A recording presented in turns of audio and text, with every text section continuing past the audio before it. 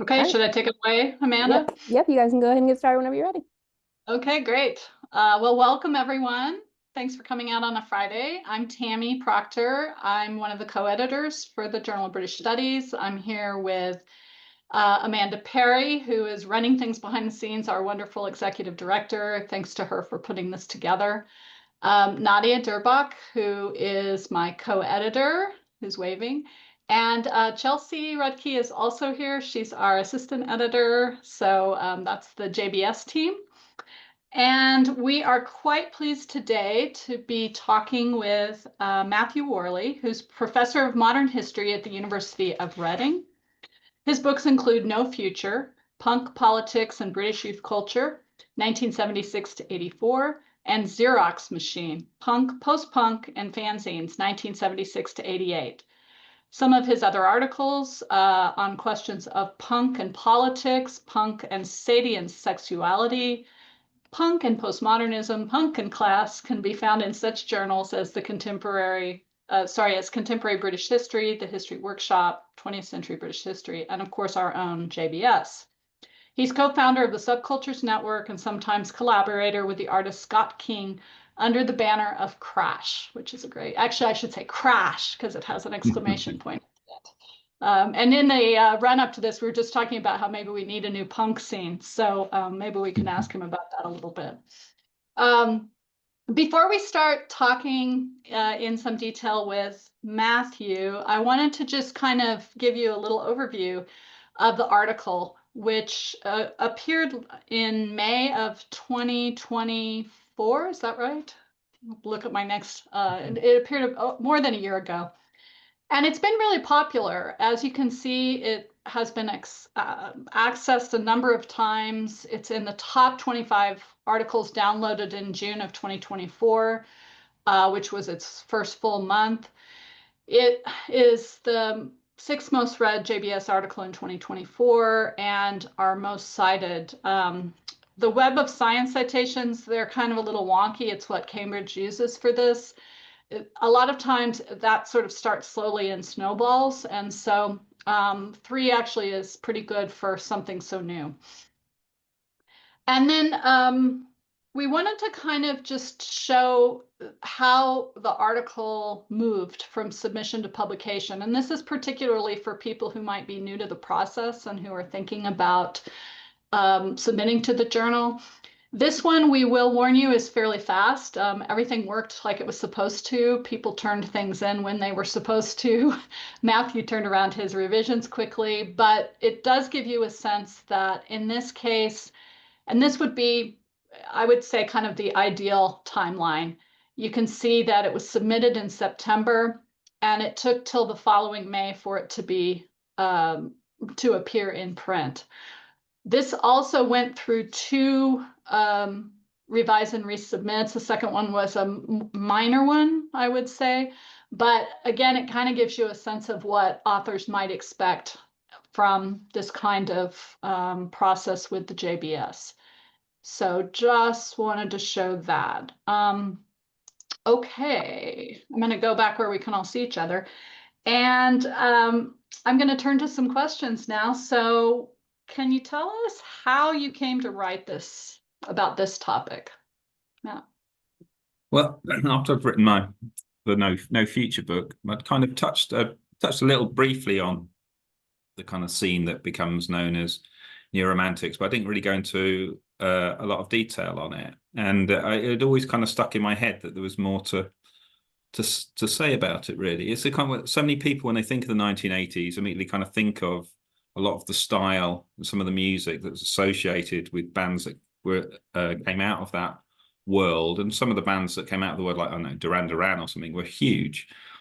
And yet there's not a lot of academic writing on it, and the writing that's on it that's your more kind of popular or journalistic accounts is quite narrow, and it all just seemed to say that it tells the same story. The same 2 or 3 people really write the same narrative of new romanticism again and again. There's an exhibition just started in London where the same people are telling their story again. And it had become kind of subsumed into this idea that because it started at the start of the 1980s, that it must be associated with Thatcherism and everything 1980s. And I always thought that didn't make sense to me. I could understand why people made a very simplistic correlation, but I always thought that world and the kind of layers of British club culture and post-punk culture were far deeper than the traditional narrative of Neuromantics did well. They became entrepreneurs. They kind of later embodied a kind of Thatcherite cafe culture in Britain in the 1980s was too simplistic. So I just had a bit of a bee in my bonnet, really, that you could look at it in a more interesting and complicated or complex way. Mm-hmm. Yeah, it's almost like the narrative is that, there's this gritty working class punk culture of the 70s, and then it's suddenly slick consumption and Thatcherism, and it turned overnight somehow. So that's interesting. Did you conceive of this then as a standalone article, since it was, something that you saw as kind of a contained answer to some of these concerns you have? Yeah, I did. I kind of thought when I got halfway in researching it, I thought I probably could do a book on this because there was so much that was kind of coming up. But I conceived it as a standalone article, and what I learned doing the article will feed into projects I'm gonna do. But it all helps, doesn't it? But yeah, absolutely. I thought of it as a standalone, and I'd written an article a few years ago about Oi, a kind of very working class strand of punk that's often associated with skinheads, and it's a very kind of two chord thrash, angry men, mainly men, shouting, and I always thought what was interesting about punk was out of punk you got these complete polar opposites. On the one hand, you got these angry men shouting, and you also got this kind of scene that evolves into the Neuromantics, a very kind of sexually polymorphous, kind of dandy-esque, much more kind of gender mix and gender fluid world. And that's something I've always found interesting in punk, is that you can't boil it down to one thing. It's very kind of multiple. And I always talk to my students about how come we've got this thing that influences loads of people, and on the one hand you've got this kind of skinhead shouting, and on the other hand you've got Steve Strange dressed up like Robinson Crusoe or something like that. Right. What's going on? And so I think it's the kind of polar opposites of it to what people imagine punk to be. Yet they both scenes claim to be informed by the Sex Pistols and even by glam rock, in fact, actually. Different strands of it, I think, is a knotty problem for people to think about, and an interesting one. Matt, I can actually really clearly remember when this article was submitted that we had great excitement. We were like, oh, look what's just come in. And it was sort of a no-brainer for us that we wanted to pursue this. But could you talk a little bit about why you chose JBS for this? I just without buttering your toast too much, I just think Go ahead, butter our toast. It's a great journal, so it's always got interesting things in it, and I'd read interesting pieces in there by people like Stephen Brooke and stuff, and so I kind of wanted to be in that journal. It seemed the right place to be, and also I like the idea of I've always liked the idea of trying to get my stuff into journals that have a broad reach and a broad view. I mean, I could easily have targeted my article onto something very specifically youth cultural journal or punk journal or something like that. But I want when I do my history, I want to talk to historians, British historians more generally, and I want my work to tap into broader themes of the historiography, not just what is punk or something like that, but how do these cultures reflect broader processes of social change? How do they relate to politics of a particular time? What do they tell us about the culture in this case, at the end of the 1970s into the 1980s? And as you saw with the article, what became interesting as I did the reading was that this is the first time the kind of term postmodern gets used in a pop discourse. And so that became interesting to me. And I just thought the best place to do that would be a journal such as JBS, really. And you mentioned the quick turnaround. That was a real bonus because it was really good. How I really thought the process was very, very smooth. So thanks very much for that. We try, right? We try. One of the things that really excited us about your article when we saw it was how contemporary it was. We often don't get something that's late 20th century. And so we were really excited by that. We're getting more of that now. And I think in some respects, it's a response to your article. I think people are seeing that and understanding that we're a place for that kind of work as well. But could you talk a little bit about the challenges of working, in a kind of later period? A lot of my work is 19th century. There's a particular challenge to that, but there's a similar or different kinds of challenges to working in these kind of very contemporary periods, but also in thinking about periodization as well. So I think one of the things your article does really nicely is kind of complicate, as you said in your introduction here, our understanding of the relationship between the 70s and the 80s. So could you talk a little bit about the decisions you're making about periodization, but also sort of the challenges of working in the late 20th century? Yeah, I mean, Bill, from the moment I started thinking about writing about punk, what interested me was the fact that the punk and post-punk and the cultures associated with it. And you can, in a way, you can talk about this about youth culture more generally, but the way in which it kind of travels across the post-war period of Britain rebuilding itself after the war and the post-war settlement and welfare state and all that kind of stuff, and then continues into and is shaped by and reflects and challenges and morphs as a result of the advent of Thatcherism and the shift in the kind of economic model and broader cultural changes that are going on as well. So that period really fascinates me, and so it was really part of it was a continuation of that. The difficulties about that is that you're obviously rubbing up very close against kind of prevailing narratives of the time that are still very prescient. You can't, as soon as you switch a television program on that's about the 80s, you know exactly what kind of signifiers are going to pop up. There'll be Margaret Thatcher's head. There'll be the end of the 70s will be presented with a bin strike and bin bags piling up. I was just going to say that. You'll see some police running down the road. You might see some miners, and then you'll see some blokes in stripy shirts in the city of London getting rich. And the same kind of signifiers always play. And it's so pervasive and so prevailing that trying to rub up against that argument, sometimes you have to, you sometimes have to kind of shake yourself and think, look, yeah, there is more to be said. The hegemonic view is not necessarily the only one or the accurate one. There's always going to be more to be said. I guess the other thing is because you're doing contemporary history, lots of people live through it, so you've always got the challenge of people going, well, I didn't see it like that, or I didn't think about that. I mean, what I tend to do with what I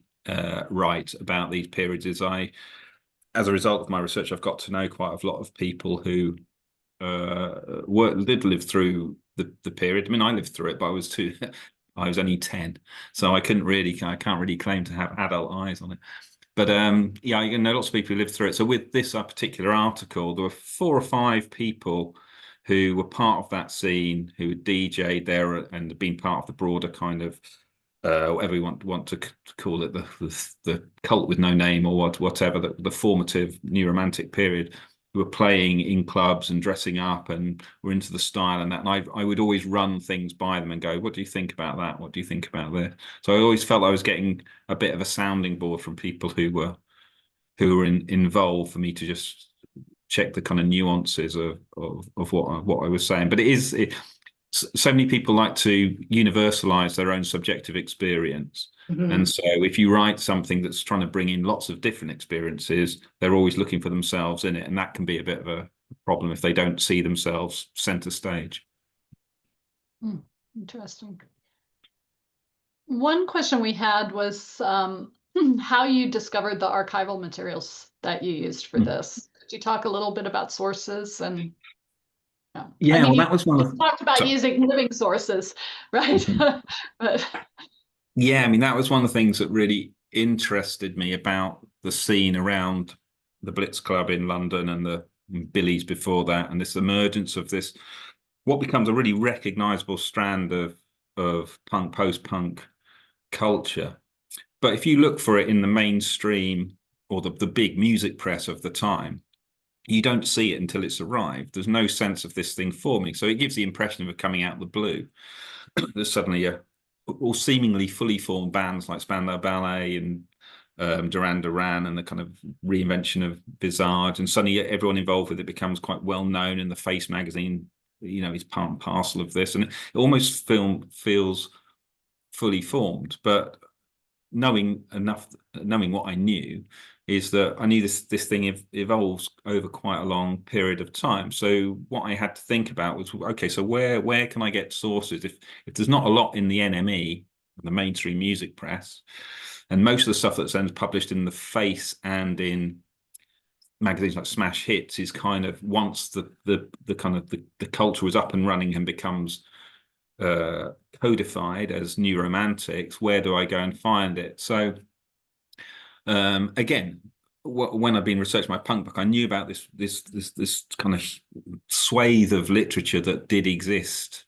around notions of style and fashion and culture on the margins. And again, that's what interested me. Something that becomes so pop, so shiny and colorful and top of the pops and so well known, actually comes from little corners and crevices of the culture in the late 1970s.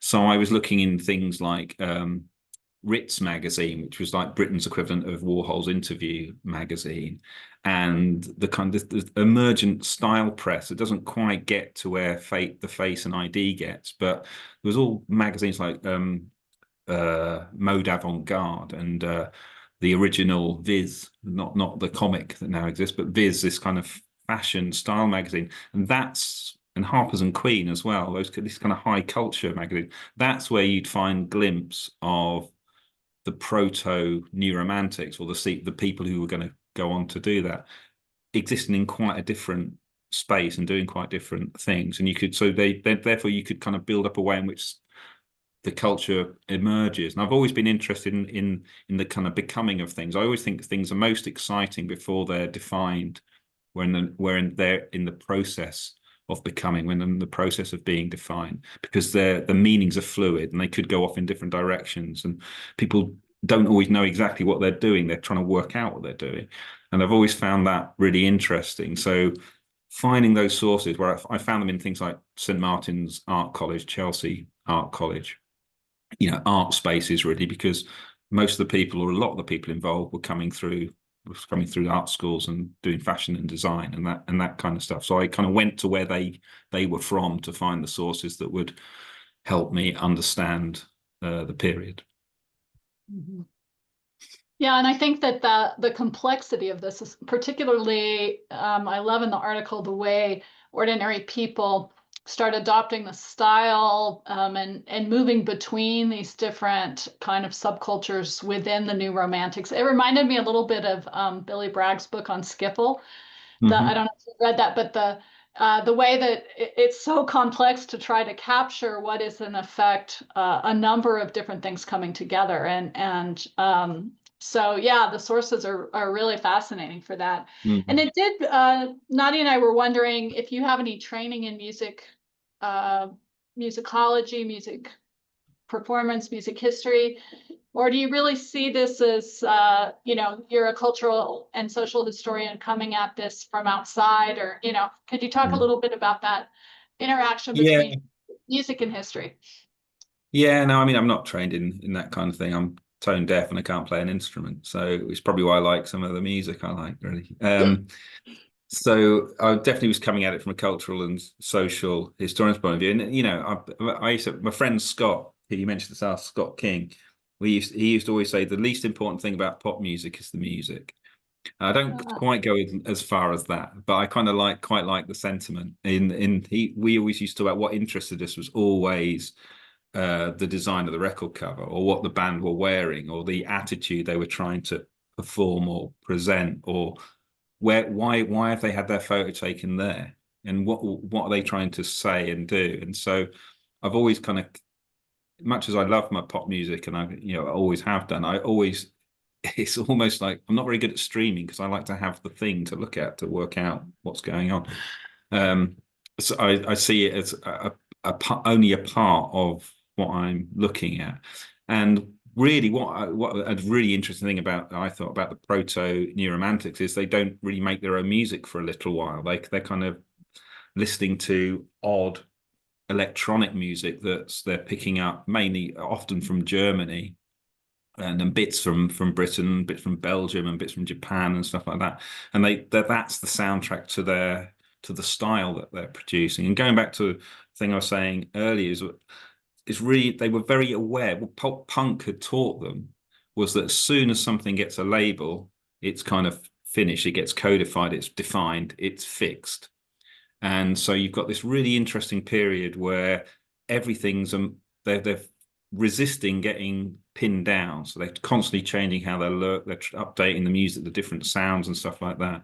And it's only once it kind of breaks into the mainstream media, for want of a better term, and you suddenly see the photographs of the look that was in position in late 79, early 1980s, that it suddenly gets fixed, and all our imagination when we think of New Romantics is white frilly shirts and all that kind of stuff.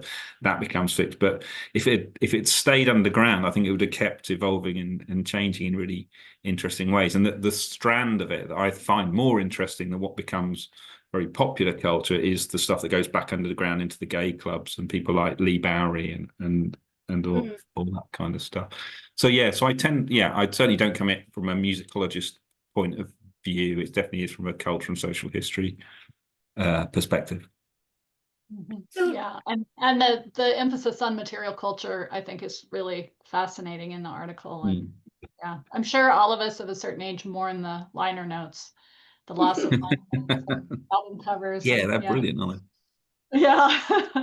Do you listen to music while you write, Matt? I'm sort of interested in your sort of how music fits into your creative process. I'm one of those people who needs silence. Like I cannot work with something else happening. I don't do well with the sound, but I know a lot of people actually write while there's music playing. So like, are you listening to this music while you're actually writing about the music? Or like, how do you kind of attend to the music itself as part of your creative process?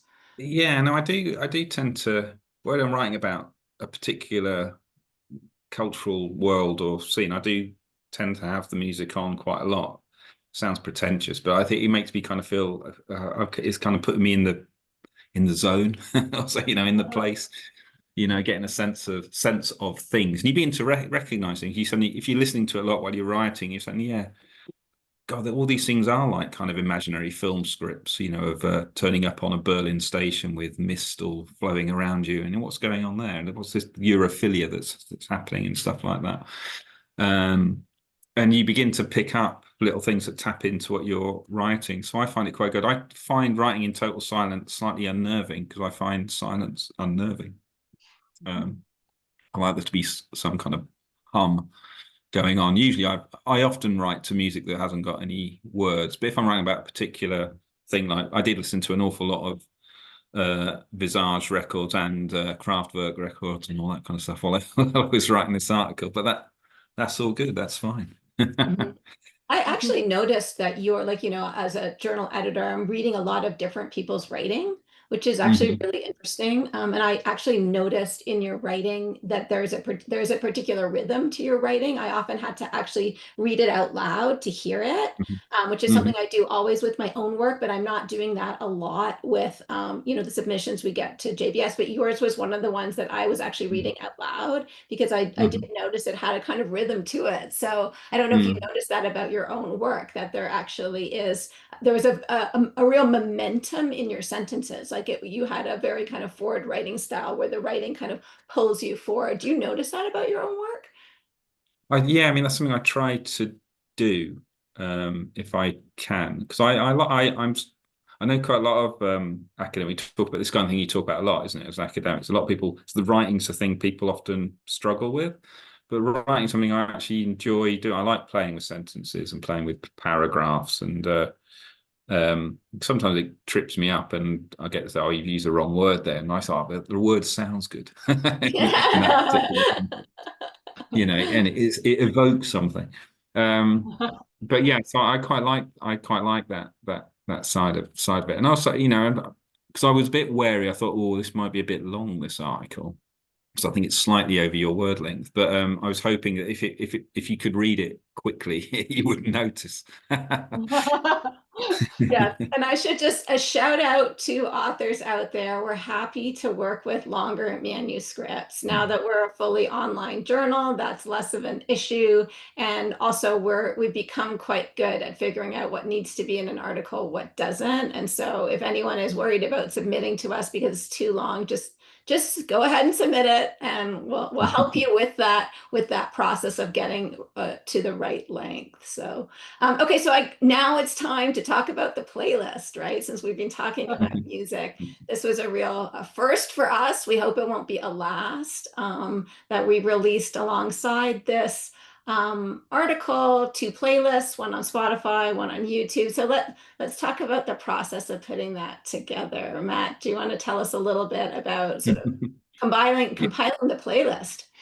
Yeah, well, that was obviously great fun. Compiling the great, and basically the playlist was, you asked me what I was listening to when I was writing the article. The playlist is kind of what I was listening to, and so yeah, well, as the people like Rusty Egan and Steve Strange were kind of really not wanting to listen to a guitar, bass, and drums kind of Ramalama punk, and they were looking out for other stuff.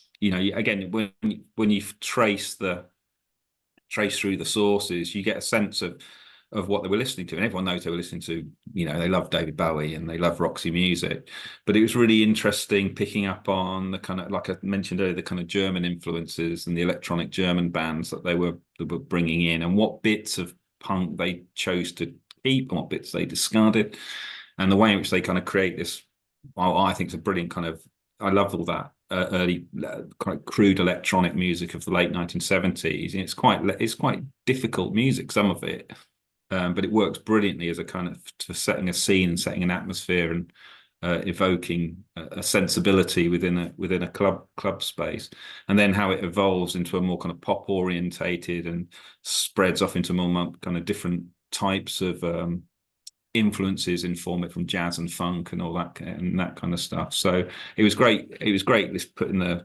playlist together, because it also was kind of, yeah, it reaffirmed and helped me sense the trajectory of the culture as it moved from the 70s into the 80s and engaged with the broader cultural changes that were going on at the time. Yeah, I have an older brother, so I was, introduced to this music. He had very eclectic music tastes, and so I was introduced to this music probably, I was quite young while this was going on, but I had heard all this. And for me, when I was reading your manuscript, I hit the song Would Be's, and I hadn't thought about that song.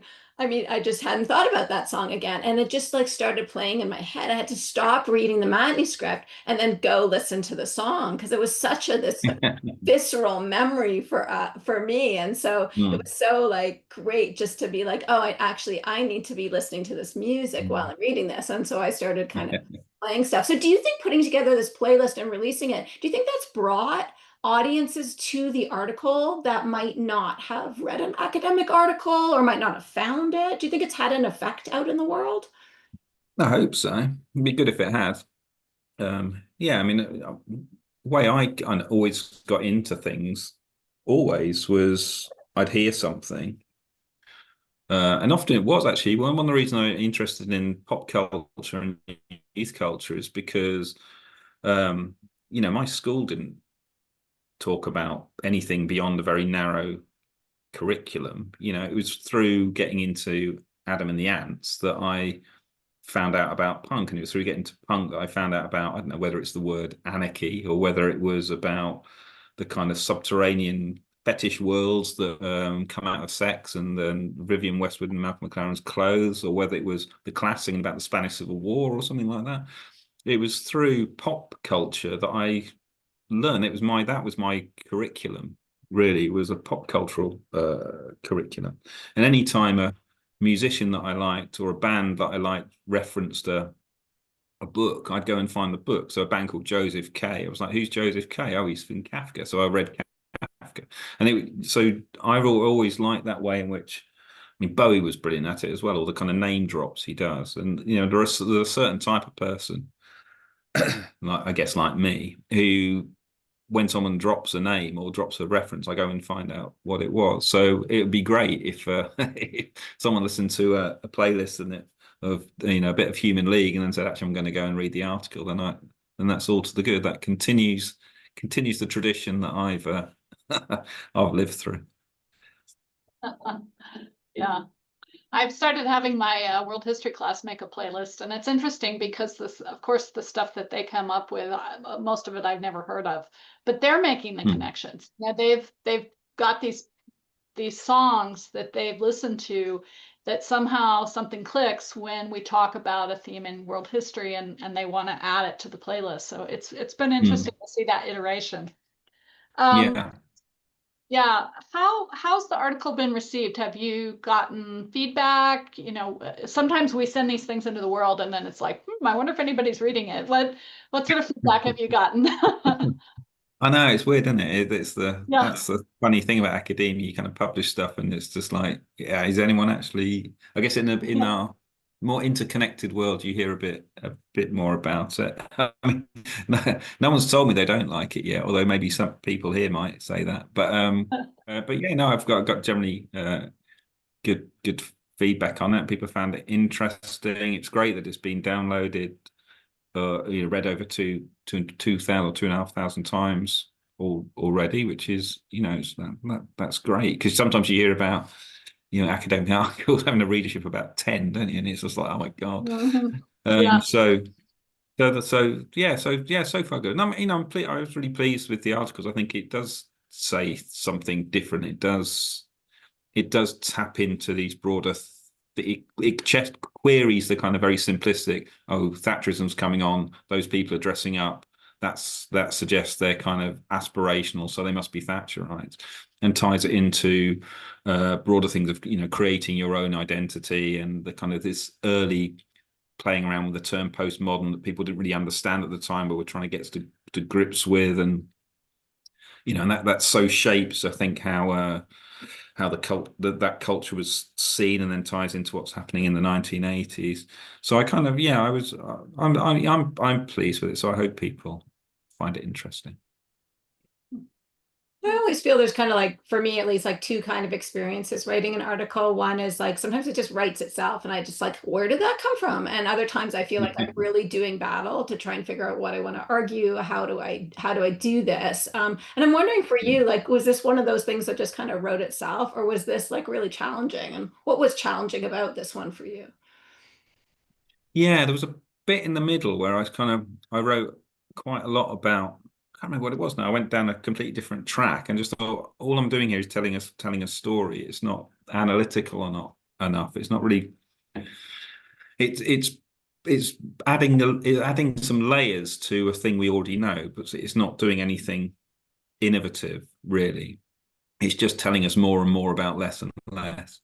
And so I remember standing back at that. That's when the kind of postmodern hook came in, because I began noticing how two very influential journalists in Britain, Paul Morley and Ian Penman, who both of them were a bit suspicious of New Romanticism, but they loved the kind of broader new pop moment that New Romanticism was part of, your Scritis and all that kind of stuff, and ABC.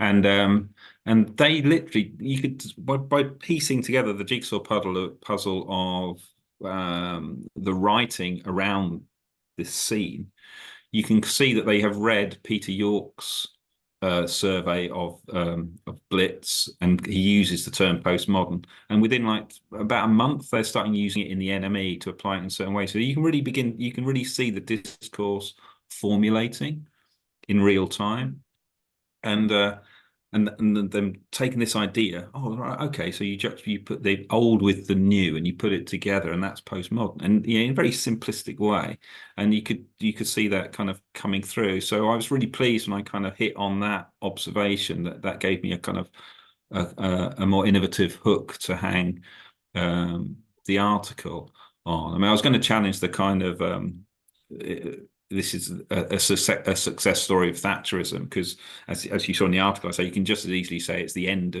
of something as much as the start of something. Those spaces that were available to the people who put Blitz and Billies together, there's no way you could really do what they did nowadays, because those spaces were bought up. They're too expensive. You can't get into them. You can't squat in Warren Street in central London anymore, or on Covent Garden and live very cheaply. It's just impossible.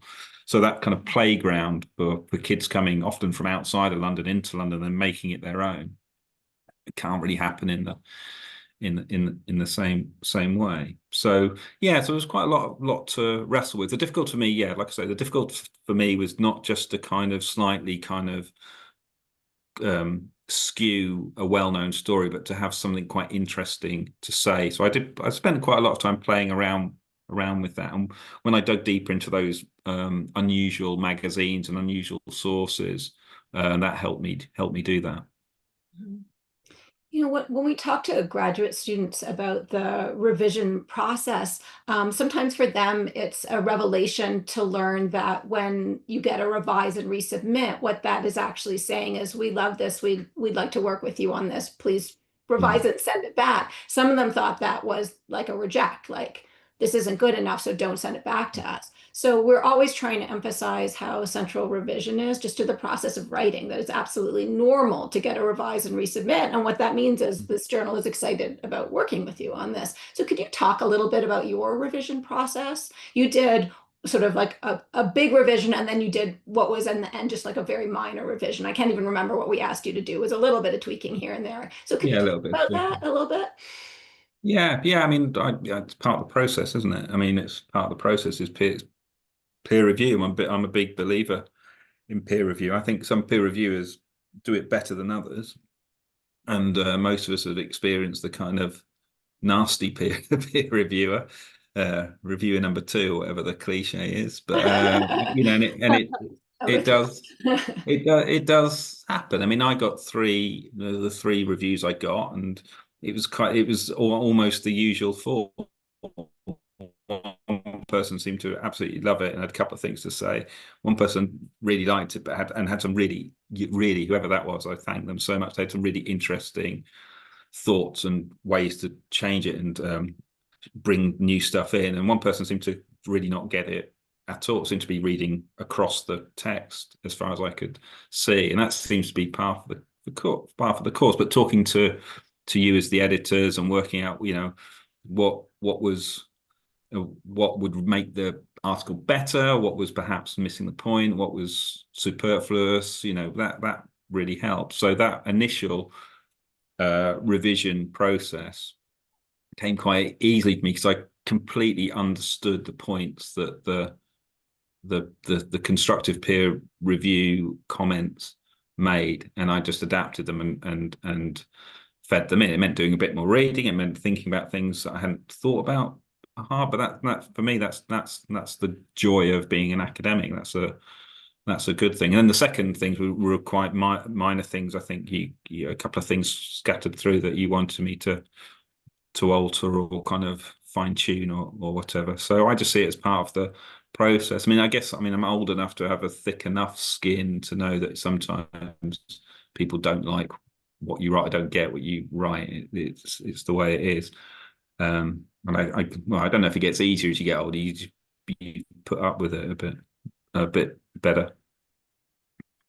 Yeah, I think you're more confident as you've written more. You're more confident about what it's okay not to, you know, what you can say. I'm just not writing about that. This is not my subject, or this is not a debate I'm interested in engaging. That's not the historiography. This is like, I think there's a kind of confidence level in being able to say this is not, you know, within the context of what I'm writing about, but this is really helpful, and this is the direction to take a revision. So yeah, absolutely. I mean, sometimes people do think they want you to write the article that they would have written, which is you know, okay, but that's if they want to write one, go and write it yourself. You know, if you and it's usually already been written, and that's the point. Like that story's already been written, and you know, your article was a challenge to some of those narratives. Why rewrite those narratives? Why rehearse material that's already out there for other people to read already? So yeah, no, absolutely. But yeah, I mean, I think the peer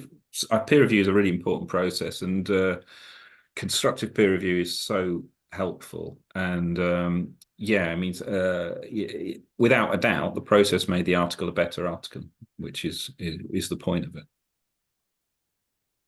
Yeah. Well, I think we want to leave a little time for questions. And I'm going to put my slide up again in a minute that has the playlist links and the link to the article so that people know where to go to look for that. It'll be in the recording, and it's also, I think, on Amanda's initial post that she put up. So that's there.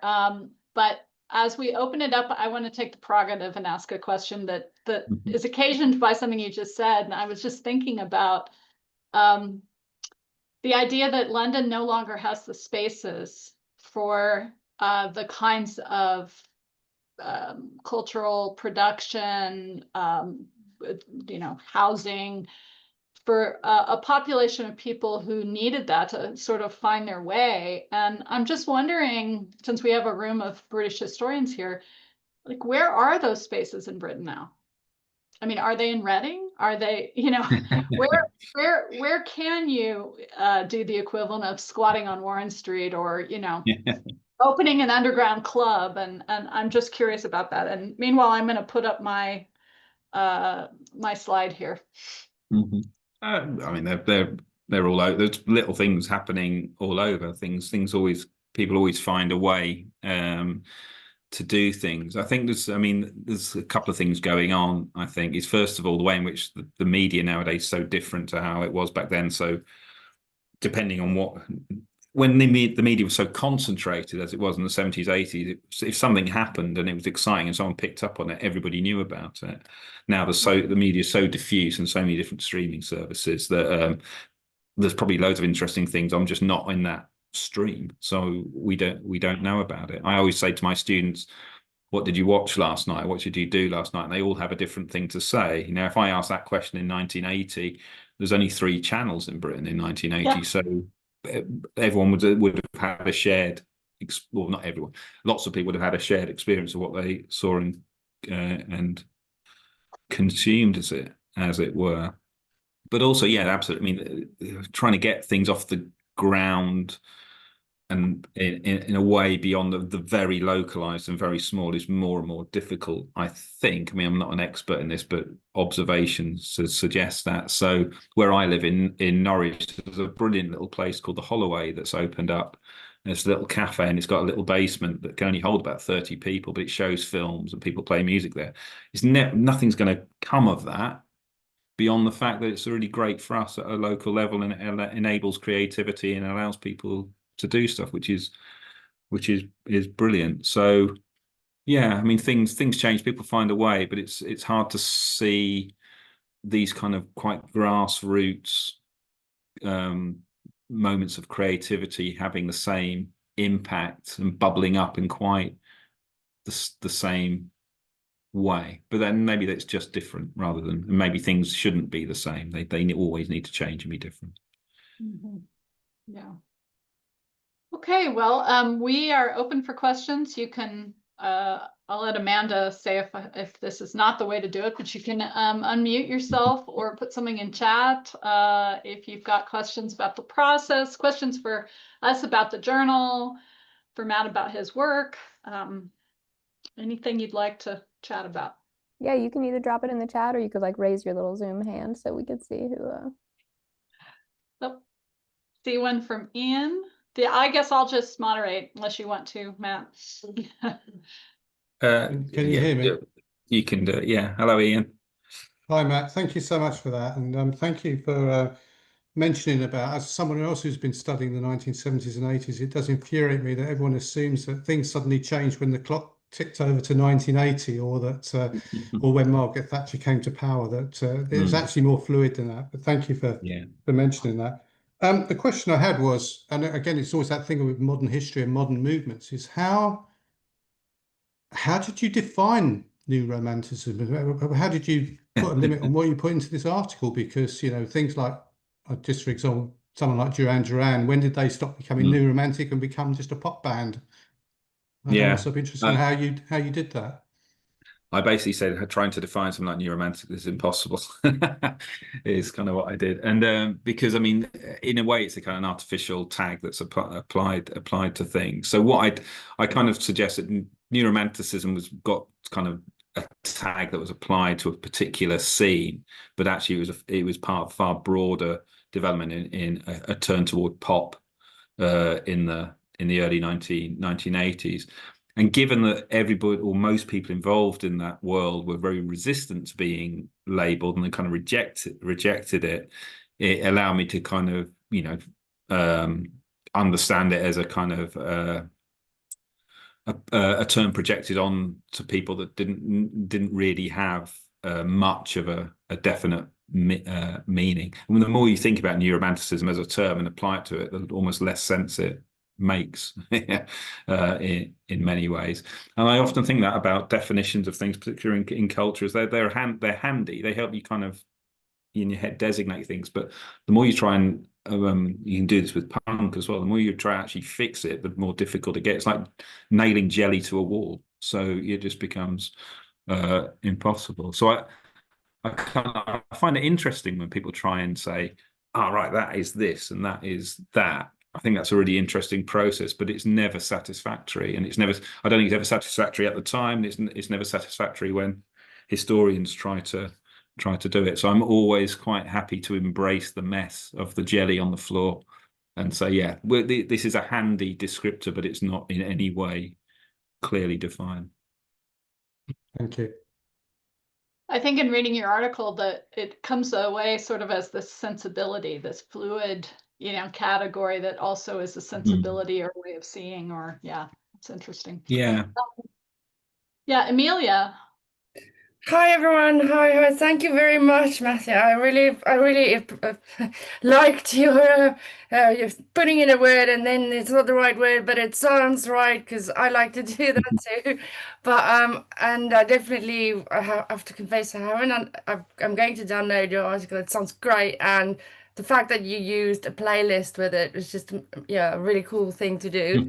And yeah, my question to you and the JBS team, it might be a piece of string question, but for a journal article, I mean, I suppose it depends, but historiography wise, how much do we include? This piece of string question. Thank you.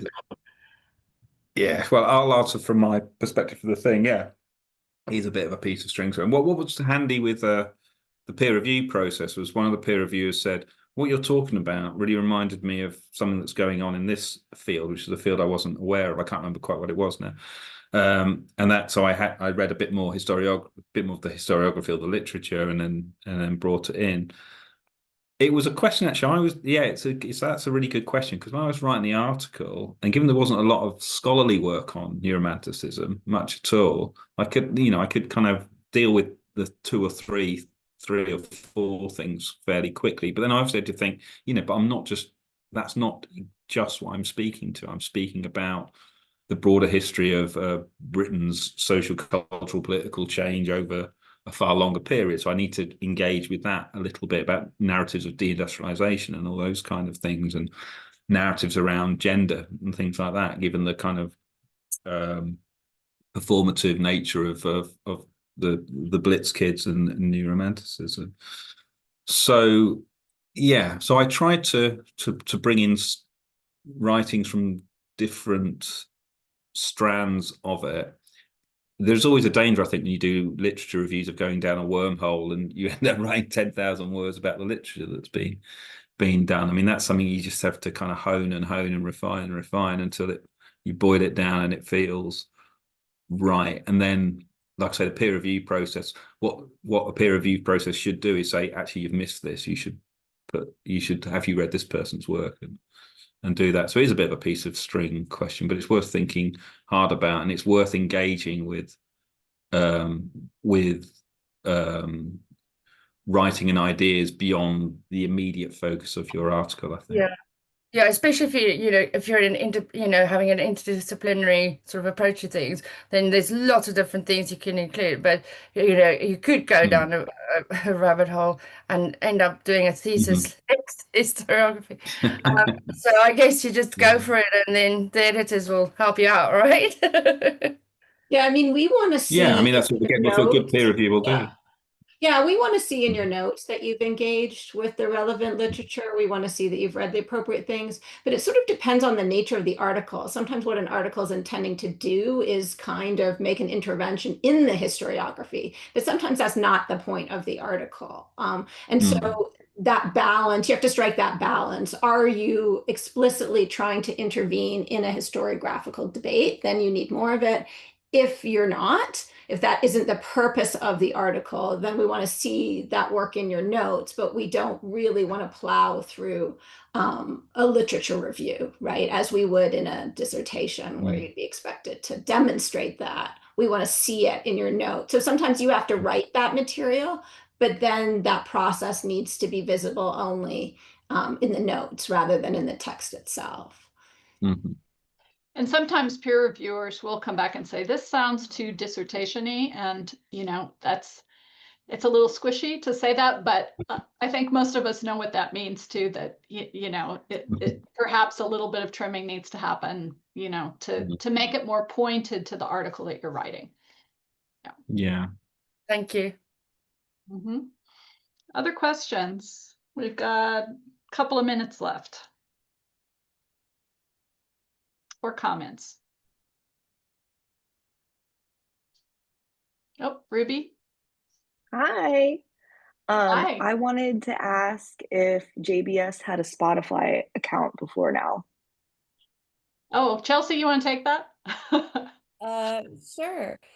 We did not have a Spotify account before this. I love that question because my comment was just going to be that this is one of the articles I had the most fun helping out with, because of setting up a Spotify account for a journal, putting together the playlist, including the order, with Matthew, and then putting together the YouTube playlist as well, and trying to pick which videos kind of would capture the vibe more and which were the recordings that he wanted. But now it does exist and we can make more playlists. Yeah, when I'm writing, I try to only watch media or listen to media that is from the era I'm working on. So I find that keeps me like in the mood to be making those kinds of analyses. So yeah, I'm excited that there's now a JBS account. Ruby, if you're volunteering to send us a playlist, Chelsea's your contact. So yeah, it would be kind of fun to have a couple of playlists on different themes, or even this year, and maybe Amanda wants to say something about this to end our session. It's the 75th anniversary of the NACBS, and so there's a lot of things planned. We curated a list of, was it 30 articles, Nadia? 30 for 75. Yeah, of articles across the 60 years of JBS's history that kind of touch on some of the ways the field has changed. But I don't know, Amanda, do you want to say something about what's planned? And of course, NACBS is taking donations for the future. But maybe doing a 75th anniversary playlist would be really fun on our Spotify. That would be super fun to have, I'm thinking about the wide range of songs we might get about when you think of JBS, what kind of music you put together. But yeah, it is our 75th, as Tammy mentioned, and we've also got the regionals are doing a blog series about their various histories and how they came to be and incorporated with the aligned with the NACBS. So if anyone has any other ideas or things they want to see happening, we'll obviously be celebrating it in person at the annual meeting.